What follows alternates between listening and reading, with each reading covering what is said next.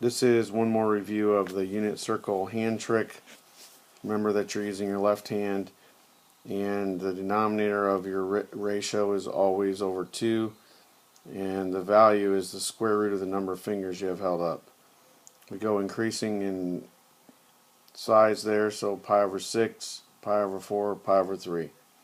If there's a denominator of any trig value, all you have to do is go, so like 2/3, that's going to be the same as pi over 3. You just got to figure out which quadrant it is to get the correct positive or negative sign. So what you do, if your angle is pi over 6, you put down the pi over 6 finger, and then you count fingers on the left and right side. So we have 1, 2, 3. So that's radical 3 over 2 is the cosine, and you have one finger here. The sine would be 1/2.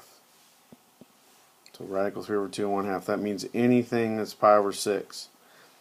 So if we're talking about 7/6 pi, it's down here. It's radical 3 over 2 and 1/2. The x would be negative and the y would be negative, so they'd both be negative. That tells you the sign. If it's pi over 4,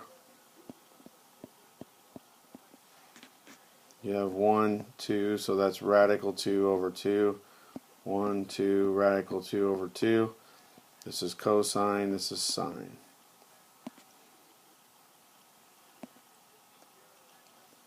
And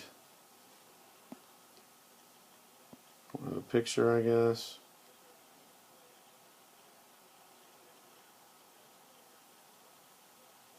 So in this case, we have the pi over 6 hand, or pi over 3 hand. You got one finger, so that's 1/2. 1, 2, 3, radical 3 over 2, cosine, sine. Gotta know it. Hands or no hands. If you don't use your hands, you're using a reference angle. So this one would be pi over 3, which is 60. The radical 3 is opposite. The 1 opposite 60. The 1 is opposite 30, and the 2. That's why the sine is radical 3 over 2, and the cosine is 1 over 2. Adjacent over hypotenuse, opposite over hypotenuse.